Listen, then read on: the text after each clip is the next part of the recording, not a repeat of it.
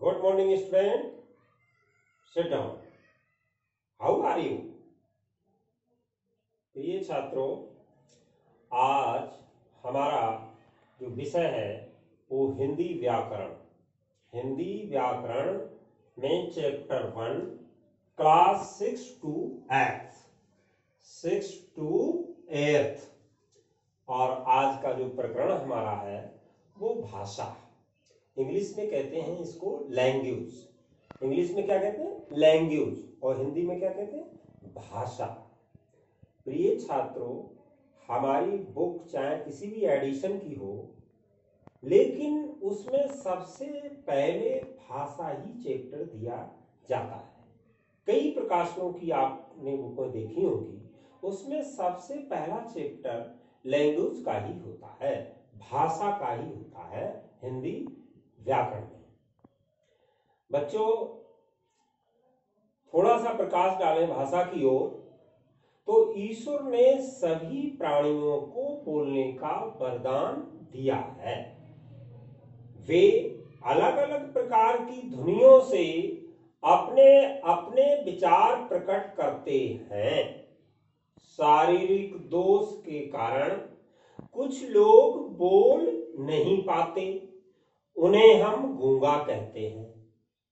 इसके अलावा पशु पक्षी भी कई प्रकार की ध्वनियां उच्चारित कर एक दूसरे के विचारों को समझते हैं।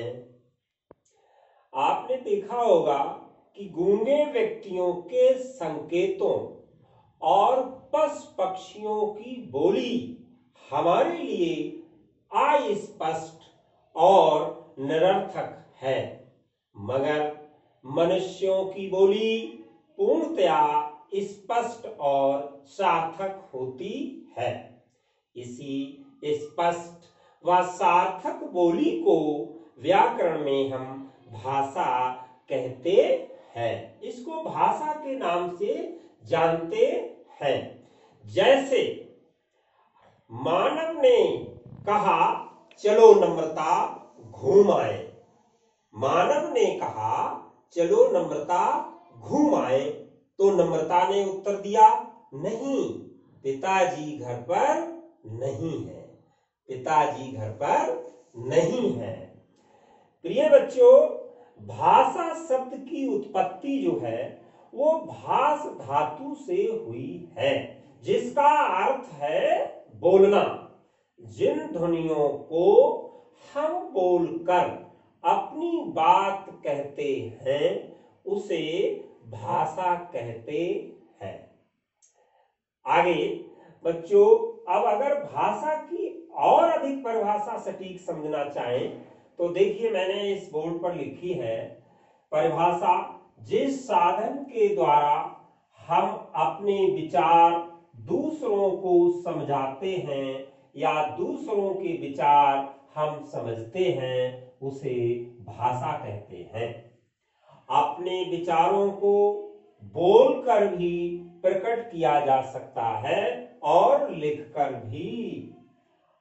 हमें अपने विचारों को बोलकर भी प्रकट कर सकते हैं और लिखकर भी। इस प्रकार भाषा के दो रूप हो गए। कितने हो गए? दो रूप हो गए। नंबर 1 मौखिक भाषा और नंबर 2 लिखित भाषा।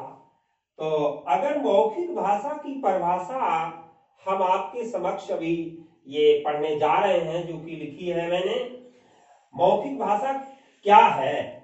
अपने भावों तथा विचारों को बोलकर या सुनकर एक दूसरे तक पहुंचाना मौखिक भाषा है। जैसे भाषण और आपसी बातचीत। जैसे भाषण और आपसी बातचीत, ये क्या है? ये मौखिक भाषा है। अगर और एग्जाम्पल लें, जैसे नम्रता ने भाषण दिया। नम्रता ने भाषण दिया, तो ये क्या हो गया? मौखिक भाषा हो गई ना, राइट? अच्छा, नंबर टू लिखित भाषा। अपने भावों तथा विचारों को लिखकर या पढ़कर एक दूसरे तक पहुंचाना लिखित भाषा है। ये भाषा स्थायी होती है, मौखिक भाषा अस्थायी होती है। और अगर जैसे इसका उदाहरण हम देखें तो जैसे हमारी जो पुस्तक है, जो चाहे व्याकरण की हो चाहे किसी और की हो, पुस्तक तो पुस्तक होती है, लेकिन बच्चों पुस्तक भी लिखित भाषा का ही रूप है। और जैसे एक एग्जाम्पल मैं दे रहा हूं कि आकांक्षा कविता लिख रही है, आकांक्षा यहां पर कविता लिख रही है, तो कविता लिख रही है, ये क्या हो गया, ये लिखित हो गया रूप, ये लिखित रूप हो गया। यहां तक समझ गए, मैं आ गया, ओके। अब आप देखिए बच्चों, भारत के संविधान में 22 भाषाओं को स्थान दिया गया है। भारत के संविधान में कितनी भाषाओं को स्थान दिया गया है? 22 भाषाओं को स्थान दिया गया है, जिसमें नंबर 1 असमी,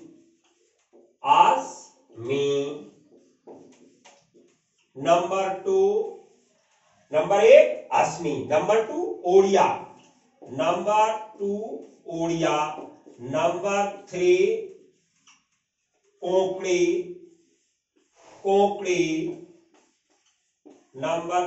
कोंकणी, और नंबर 4, नंबर 5, नंबर 6, इसमें इंक नहीं है, हाँ, कन्नड़,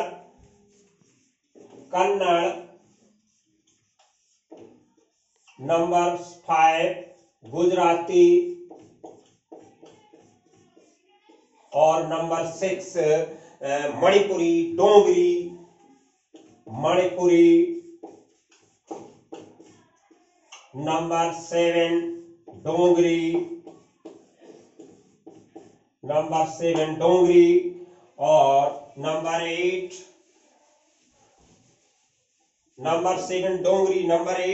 संथाली, संस्कृत, हिंदी,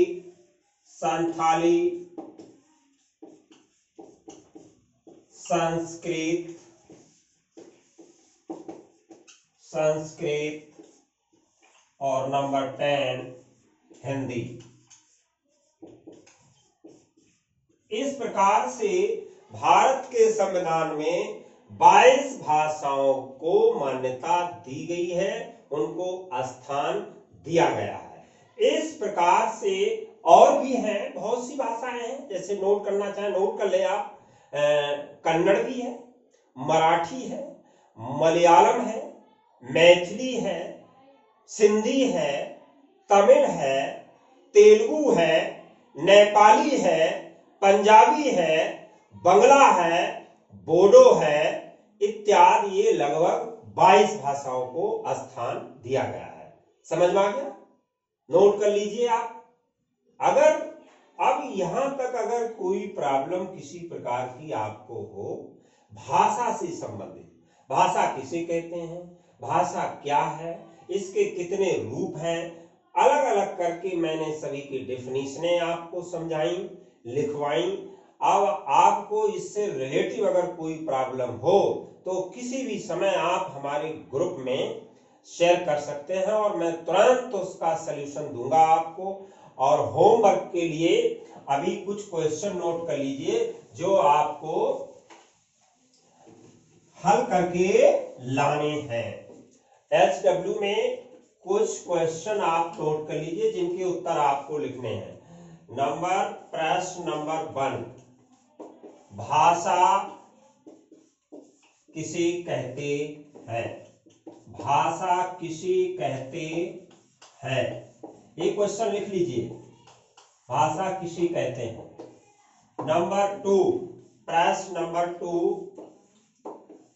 भाषा की कितने रूप है? कितने रूप है? प्रश्न नंबर 3, मौखिक व लिखित, मौखिक व लिखित, मौखिक व लिखित भाषा किसे कहते हैं? किसे कहते हैं?